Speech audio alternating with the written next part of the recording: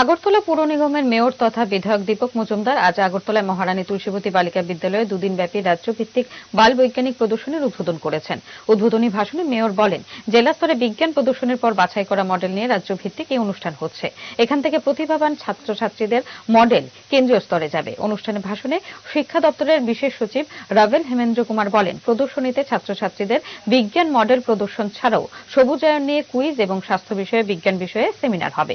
অনুষ্ঠানে আলোচনা করেন বুনিয়াদী শিক্ষা দপ্তরের অধিকর্তা এনসি শর্মা। আমি বলবো যে বিজ্ঞান মেলায় যারা অংশগ্রহণ করেছেন, যে স্টুডেন্টরা, তাদের যেমন নিজস্ব চিন্তা বা উদ্ভাবনী বা নিজেকে বিকাশ করার জন্য একটা সুযোগ আসছে।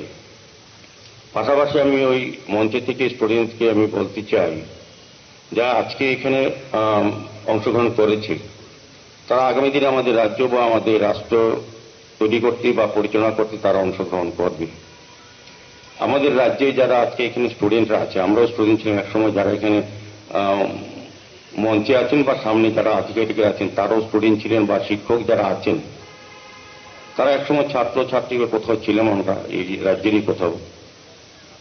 কিন্তু তখন আমাদের যে শিক্ষা গ্রহণ করতে বা শিক্ষা দান করতে যারা টিচাররা আছেন, তাদের যে কতটা পরিশ্রম হতো বা অসুবিধা হতো, আর আজকে যারা শিক্ষা দান করেন বা শিক্ষা গ্রহণ করছে ছাত্ররা, তাদের মধ্যে কিন্তু অনেকটাই পার্থক্য আছে।